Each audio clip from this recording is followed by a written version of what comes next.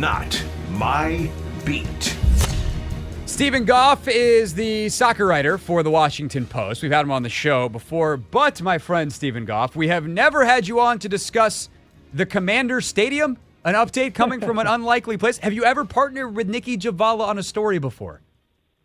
That is a great question. I don't think so. No, I don't think so. Okay, well, there's a first time for everything. I mean, someone's got to keep Nikki company. 48 left the beat, so that sucker left her out all on her own. No, you guys did a great job answering one of the key questions that I have really been trying to ask, frankly, everyone who's covering this story and anybody that I know that has information, which is the mayor's office. And to back it all the way up here for the audience, obviously, we are bearing down on the July 15th imposed deadline by the mayor's office and the Commanders, where their exclusive terms or the exclusivity in the term sheet that they signed expires. July 15th is that drop dead date. They are claiming, as City Council ponders the Commander Stadium deal at RFK, whether or not, or they are claiming that if there's delays past that the stadium can't be done in time. 2030 is the season they would like to open, and then they also, obviously before 2030, would like to get a bid in for the 2031 Women's World Cup, which is where Stephen enters the equation. And my question has always been, Stephen, is that a real deadline or is that a bargaining chip? That is the question you and Nikki sought to answer. What did you find? Yeah, no, I mean, it's certainly a bargaining chip, and they would like to get things done sooner the better, for the purpose of an NFL season at home and a new stadium in 2030. But, in terms of it threatening the possibility of hosting Women's World Cup games in 2031 and also the Rugby World Cup also in 2031, that they have to get it done now. That doesn't seem completely accurate. There's a risk, of course, the longer it goes on, you have to take into consideration environmental delays, construction delays. There's always delays, right? And so the farther you push this, the greater risk there is of losing out on certain dates. But yeah, there does seem to be some time to work this out politically in the right way and still be able to open for NFL season 2030 and remain in contention for international sporting events. You noted in the story that FIFA has in the past said, okay, we will grant you this bid and you can win the bid with a stadium that does not exist yet. I mean, on a much larger scale, like the Men's World Cup in Qatar, like they built that literally in the middle of the desert out of nothing. There was no infrastructure there. There was a longer runway on that as well, and that was fraught with issues, but we don't have to go down that path right now. For FIFA's purposes, for the actual pressure of, because obviously like 2030 is before 2031. So from a timeline standpoint, the football season is more important. But FIFA wants to feel confident if they're going to give a bid to a city or a part of a bid to a country that includes a significant piece in a city, that the stadium is going to be ready. So what kind of confidence do they need to be able to give FIFA in terms of a timeline that it won't affect the U.S.'s ability to get that 2031 World Cup? Yeah, no, there's no set date when a stadium has to be up and running for it to host World Cup games, whether it's men or women. Again, obviously you want it done sooner the better, and you want to have you need to conduct events there. It's not going to be just finish it up and play your first event in the World Cup. So, yeah, I mean, you want a few months of a runway to show that it's ready to go, and FIFA takes over stadiums for World Cups. If, for example, MetLife Stadium is hosting the 2026 World Cup as well as the championship game, FIFA takes over the stadium, a couple months before the tournament actually starts. So, yeah, it has to be ready for those types of things. And But yeah, the guidelines from FIFA for the Women's World Cup 2031 show that the host country, which is all but certain to be the U.S., has to have 8 stadiums in the bid, 5 of which already exist. And so that's your starting point. And if one of the 8 or more than 8, it has to be at least 8, is an incomplete or just conceived stadium in Washington, that's fine, because there's lots of stadiums in this country that are ready to go from day one. Stephen Goff, reporter for the Washington Post, with us here on the Hoffman Show. So I maybe this is wishful thinking as a DC resident, Stephen, but I would think that we would be in heavy contention to host the final in 2031. Brand new stadium. They obviously, as much been bantied about, the 2026 World Cup that is coming next year for the men is not coming to DC at all because of the current stadium situation. And we know that, like, for instance, Mark Ein has been public, and he was part of the bid committee, to say, like, if we had a game here, like, we would have also hosted massive fan fests. And, like, there's a huge amount of missing revenue for the city that is involved in that. So one, is that wishful thinking, or is that like a very realistic possibility of the final? And two, as the mayor's office and the commanders make a pitch to city council on the economic viability of the stadium, how real is the economic impact of hosting a Women's World Cup final in 2031 in the United States? Yeah, no, so to host the final or to host the opening game of the tournament, the stadium has to hold at least 65,000. And no coincidence, the new Commanders Stadium is suggested to be at least 65,000. So they will meet or are planned to meet that standard.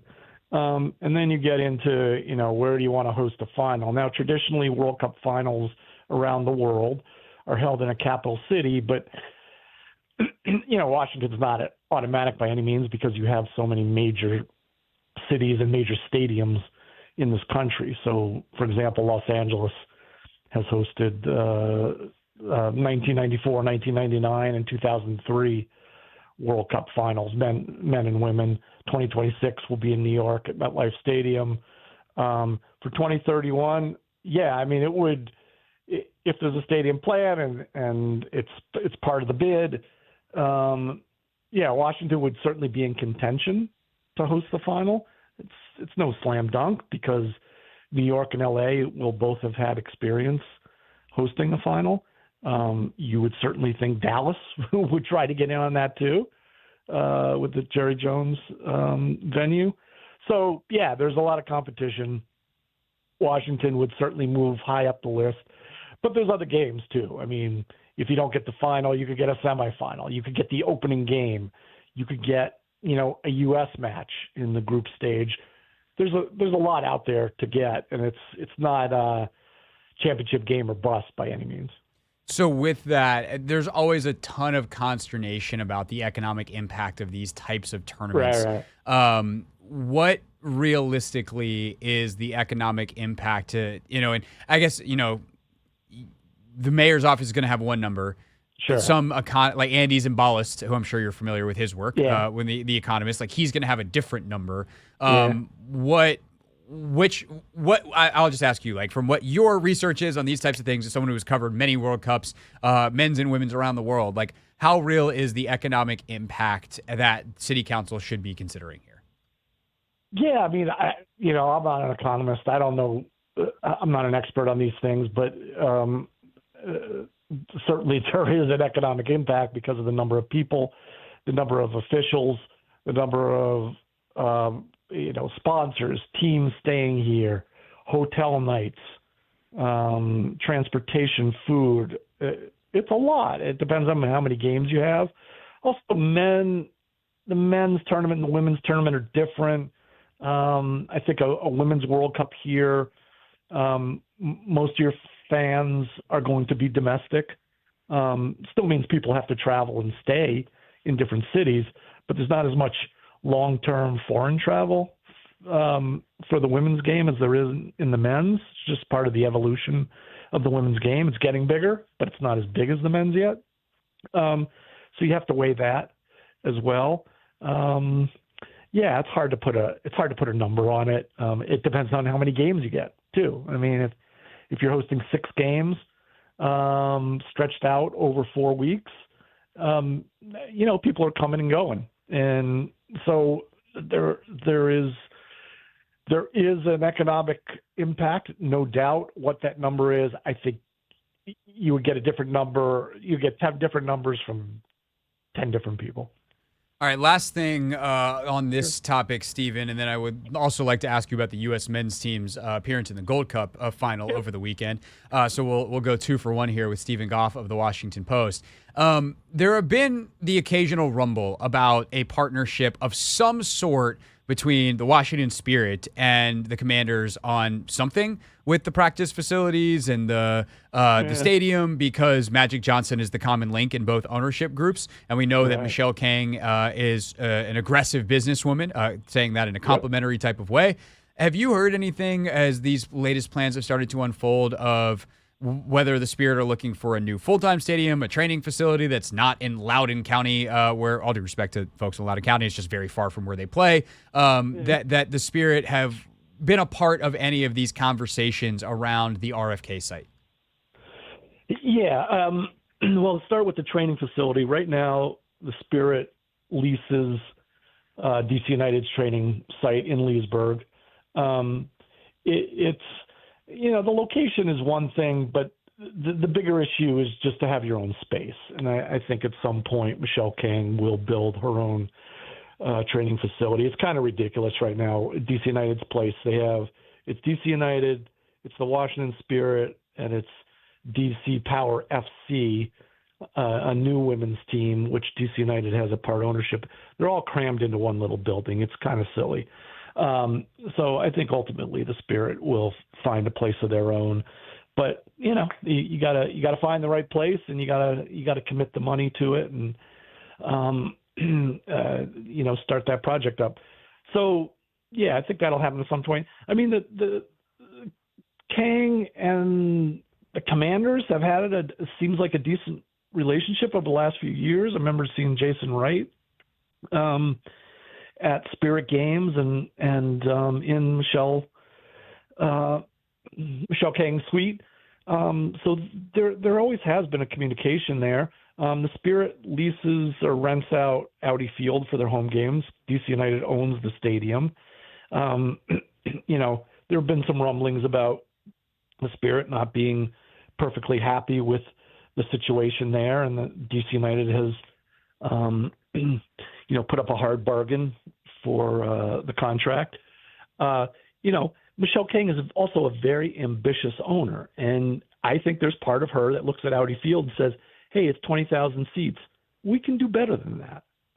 And so the Commanders Stadium, are they going to sell 65,000 seats for Washington Spirit games? No, they're not. But more than 20,000 is certainly possible as the league and the team grows. So that probably works into her equation. And it certainly gives them a little bit of leverage maybe with DC United saying, hey, you know what? We're going to go into partnership with the Commanders, and we're not going to be in partnership with you. So we'll see where it goes. But, I think it certainly opens up some opportunities for the Spirit. And if not for, all their home matches, maybe, occasional games or international matches at a bigger location with more ticket selling possibilities. As a season ticket holder for the Spirit, the idea of going to a domed stadium where there's air conditioning in August, let's say, that sounds great to me. I'm sure, knowing what the press box is like at Audi Field, I'm sure that sounds great to you too for any Spirit games that you want to cover. It's quite toasty in there. What's up, kiddos? It's your boy Clinton Yates from ESPN. It's the Hoffman Show on the Team 980. Tell your mama I said what's up.